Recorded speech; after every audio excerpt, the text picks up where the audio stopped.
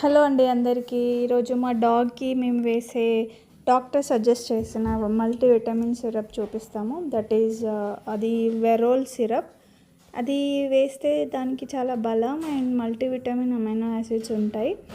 చాలా ఇష్టంగా తింటుంది మా డాగ్. దాన్ని మీరే చూడండి.